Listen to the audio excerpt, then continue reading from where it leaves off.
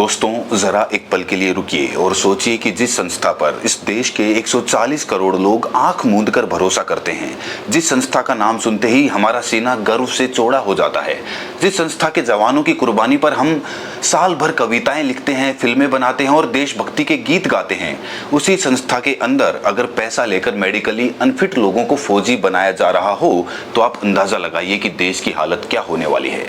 मैं बात कर रहा हूं भारतीय सेना की उस खबर की जिसने पूरे देश की नींद उड़ा दी है। खबर यह है कि सेना की एसएसबी भर्ती प्रक्रिया में 50,000 रुपये से लेकर 1 लाख रुपये तक की रिश्वत लेकर ऐसे उम्मीदवारों को सेना में भर्ती किया गया जिन्हें मेडिकल परीक्षा में अनफिट घोषित कर दिया गया था, यानी जो शारीरिक रूप से सेना के लायक थे ही नहीं, उन्हें पैसे लेकर वर्दी पहना दी गई। और इस पूरे काले खेल में जो लोग शामिल पाए गए हैं उनके नाम सुनकर आप अपना सर पकड़ लेंगे, क्योंकि इसमें कोई छोटा मोटा क्लर्क या जूनियर अधिकारी नहीं है। इसमें शामिल हैं एक मेजर जनरल रैंक के अफसर और उनके साथ 20 से ज्यादा दूसरे अधिकारी जिनका अब कोर्ट मार्शल हो चुका है। अब आप ही बताइए कि अगर मेजर जनरल जैसी ऊंची रैंक का अफसर इस तरह के घोटाले में लिप्त पाया जाता है तो हम बाकी संस्थाओं से क्या उम्मीद कर सकते हैं। और सबसे चौंकाने वाली बात यह है कि यह मामला कोई आज का नहीं है, ये कहानी 5 साल पुरानी है। 15 मार्च 2021 को सबसे पहले इस गड़बड़ी की भनक अधिकारियों को लगी थी। तब additional director general of discipline and vigilance ने सीबीआई जांच के आदेश दिए। सीबीआई ने उसी दिन कार्रवाई शुरू कर दी। लगभग 23 लोगों के खिलाफ जांच बैठाई गई और फिर 30 अलग अलग जगहों पर 13 अलग अलग शहरों में एक साथ छापेमारी की गई। कपूरथला, दिल्ली, भटिंडा जैसे बड़े शहरों में रेड पड़ी और अब जाकर 5 साल बाद इस पूरी जांच का कुछ ठोस नतीजा सामने आया है। तो दोस्तों, एक तरफ तो हमें खुशी है कि सीबीआई ने आखिरकार कुछ काम किया, लेकिन दूसरी तरफ सोचने की बात यह है कि एक संस्था जिसके भीतर ये बीमारी पनप रही थी, उसे जांच के नतीजे तक पहुंचने में पूरे 5 साल लग गए। इन 5 सालों में पता नहीं कितने और लोग इस सिस्टम से होकर निकल गए होंगे, पता नहीं कितने मेडिकल अनफिट लोग आज हमारी सेना में वर्दी पहनकर बैठे होंगे, पता नहीं कितनी पोस्टिंग्स ऐसी जगहों पर हुई होंगी जहां इन लोगों के अनफिट होने का सीधा असर हमारी सीमाओं की सुरक्षा पर पड़ रहा होगा। क्योंकि सोचिए जरा कि अगर कोई व्यक्ति मेडिकल परीक्षा में फेल हुआ है, उसके शरीर में कोई गंभीर समस्या है, उसकी आंखें कमजोर है, उसका दिल कमजोर है, उसके फेफड़े कमजोर है, तो उसे फ्रंट लाइन पर भेजने का क्या मतलब है। वो खुद भी मरेगा और शायद अपने साथ अपनी पूरी टुकड़ी को भी ले डूबेगा।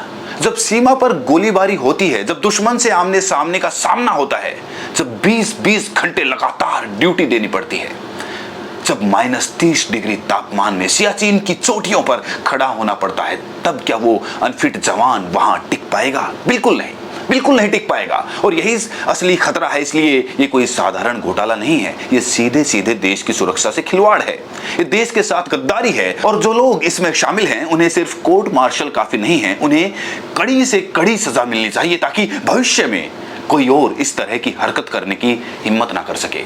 अब इस मामले का एक और खौफनाक पहलू है जिसके बारे में आपको जरूर जानना चाहिए। खबरों के मुताबिक इन भ्रष्ट अधिकारियों ने एक पूरी लिस्ट बना रखी थी, एक रजिस्टर बना रखा था जिसमें लिखा होता था कि किस किस उम्मीदवार ने मेडिकल टेस्ट में फेल किया है, और फिर उन फेल किए हुए उम्मीदवारों से बाद में संपर्क किया जाता था, उनके परिवार वालों से बात की जाती थी और उन्हें ये ऑफर दिया जाता था कि अगर 50,000 से लेकर 1 लाख रुपए दे दो तो हम तुम्हारे बच्चे को फौजी बनवा देंगे। यानी ये कोई 1-2 मामलों की बात नहीं थी, ये एक पूरी संगठित व्यवस्था थी, एक पूरा नेटवर्क था जो साल दर साल चलता रहता था और कई सालों तक चलता रहा। और इस पूरे खेल को पकड़ने में 5 साल लग गए हैं।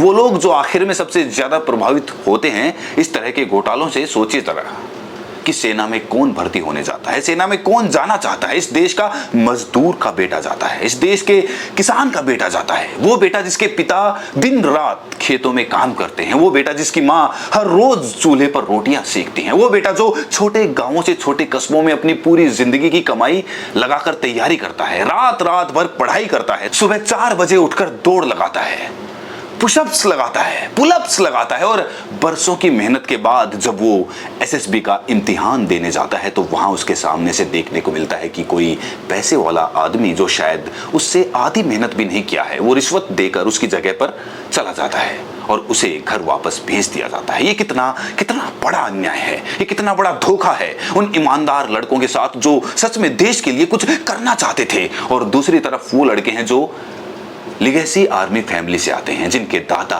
परदादा सेना में रहे, जिनके पिता सेना में रहे, जिनके चाचा सेना में हैं।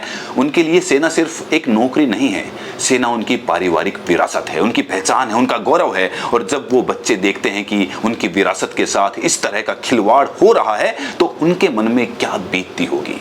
और दोस्तों, यहाँ सबसे बड़ी विडंबना ये है कि हम अभी तक नीट और सीबीएसई के घोटाले से उभर भी नहीं पाए थे कि ये नई खबर आकर हमारे सामने खड़ी हो गई। याद कीजिए, कुछ ही समय पहले नीट का जो पेपर लीक हुआ था उसमें 22 लाख बच्चों का भविष्य अधर में लटक गया था। 22 लाख दोस्तों, ये कोई छोटा आंकड़ा नहीं है। 22 लाख माँ बाप ने अपने बच्चों की पढ़ाई पर लाखों रुपए खर्च किए होंगे। 22 लाख बच्चों ने 2-2, 3-3 साल कोचिंग में बिताए होंगे। 22 लाख परिवारों के सपने उस एक परीक्षा पर टिके थे और वो परीक्षा भी पैसे वालों के हाथ बिक गई। और जब ये पूरा मामला सामने आया तो सरकार ने क्या किया? सरकार ने कुछ नहीं किया। धर्मेंद्र प्रधान साहब अपनी कुर्सी पर डटे रहे। पूरे देश में उनके इस्तीफे की मांग उठती रही, लेकिन वो टस से मस्तक नहीं हुए, जैसे कुछ हुआ ही ना हो, जैसे ये उनकी जिम्मेदारी नहीं हो, जैसे 22 लाख बच्चों का भविष्य कोई मायने नहीं रखता हो। और अब क्या हो रहा है? अब नीट की दोबारा परीक्षा कराने के लिए वायुसेना की मदद ली जा रही है। यानी जो वायुसेना देश की सीमाओं की रक्षा के लिए है, वो अब परीक्षा के लिए पेपर पहुंचा रही है। क्यों? क्योंकि अब किसी पर भरोसा नहीं रहा। अब डाक विभाग पर भी भरोसा नहीं, अब निजी कोरियर पर भी भरोसा नहीं, अब किसी भी जमीनी एजेंसी पर भरोसा नहीं। तो वायुसेना से कहा गया कि भाई आप ही ले जाओ इन पेपरों को सेंटर तक। और एक तरफ वायुसेना से पेपर बंटवाए जा रहे हैं और दूसरी तरफ खबर आ रही है कि उसी सेना की भर्ती प्रक्रिया में करोड़ों का घोटाला हो रहा है। तो अब हम किस पर भरोसा करें? अब आइए बात करते हैं सीबीएसई की उस खबर की जिसने माँ बाप की रातों की नींद उड़ा दी है। सीबीएसई ने एक नया सिस्टम लागू किया है जिसका नाम है OSM सिस्टम। और इस सिस्टम में इतनी खामियां हैं, इतनी गड़बड़ियां हैं कि बच्चों के नंबरों में हेरफेर हो जाती है। कुछ बच्चों के असली अंक कुछ और होते हैं और कागज पर कुछ और दर्ज हो जाते हैं। और ये सब बात तब सामने आई जब एक छोटे से बच्चे ने इस पर सवाल उठाए। वो बच्चा जिसके पास ना कोई बड़ा प्लेटफॉर्म था, ना कोई बड़ा नेटवर्क था, ना कोई बड़ी टीम थी, उस अकेले बच्चे ने हिम्मत करके अपनी बात रखी और तब जाकर पूरा सिस्टम जागा। लेकिन अभी भी कोई आधिकारिक जवाब नहीं आया है, अभी भी कोई ठोस कार्रवाई नहीं हुई है, अभी भी सीबीएसई चुप है, शिक्षा मंत्रालय चुप है और लाखों बच्चों के माँ बाप परेशान है कि उनके बच्चे की मेहनत का असली मूल्यांकन हुआ भी है कि नहीं। अब इन सब के ऊपर एक और बम फूट गया है और वो बम है यूपीएससी का यानी संघ लोक सेवा आयोग की परीक्षा, जो इस देश की सबसे प्रतिष्ठित परीक्षा मानी जाती है, जिसके जरिए हमारे आईएएस, आईपीएस, आईआरएस अधिकारी चुने जाते हैं। वो परीक्षा भी अब सवालों के घेरे में है। NSUI के राष्ट्रीय अध्यक्ष विनोद जाखड़ ने एक वीडियो जारी किया है जिसमें वो बता रहे हैं कि कुछ लोग उनके पास आए और उन्होंने एक चौंकाने वाली जानकारी दी। जानकारी ये थी कि यूपीएससी की प्रारंभिक परीक्षा में 82 सवाल एक खास कोचिंग सेंटर के पढ़ाए हुए सवालों से हूबहू मिलते हैं। अब आप सोचिए जरा, 82 सवाल, 1-2 सवाल मिल जाएं तो बात अलग है, क्योंकि कोचिंग सेंटर्स में मॉडल सवाल बनाए जाते हैं, पैटर्न का अंदाजा लगाया जाता है। 5-7 सवाल भी मिल जाएं तो ये कह सकते हैं कि चलो संयोग होगा, लेकिन 82 सवाल पूरे 82 का हूबहू मिल जाना ये कोई संयोग नहीं हो सकता है। साफ साफ ये बताता है कि या तो प्रश्न पत्र पहले से लीक हुआ है या कोचिंग सेंटर वालों के पास कोई अंदरूनी सूत्र है जो पहले से बताता है कि क्या पूछा जाने वाला है।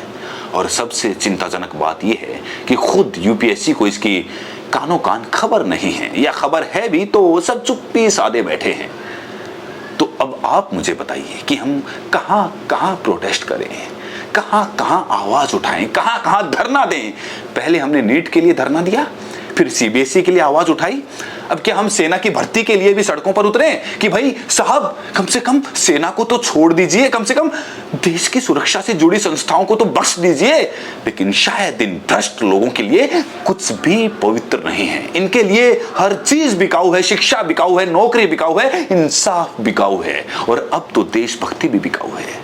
पैसे दो वर्दी ले लो, पैसे दो डिग्री ले लो, पैसे दो नौकरी ले लो। ये कैसा देश बनाया जा रहा है हमारा, कैसा भविष्य गढ़ा जा रहा है।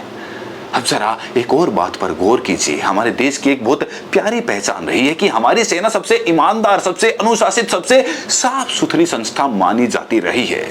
पुलिस में भ्रष्टाचार हो सकता है, हम मान लेते हैं। नौकरशाही में भ्रष्टाचार हो सकता है, हम मान लेते हैं। राजनीति में भ्रष्टाचार है, ये तो जाहिर ही है। लेकिन सेना के बारे में हम हमेशा एक बात कहते थे कि भाई वहां कोई भ्रष्टाचार नहीं हो सकता, वहां का अनुशासन इतना सख्त है कि घोटाले की कोई गुंजाइश नहीं है। हमारे जवान देश के लिए जान दे देते हैं, ये तो सोच भी नहीं सकते।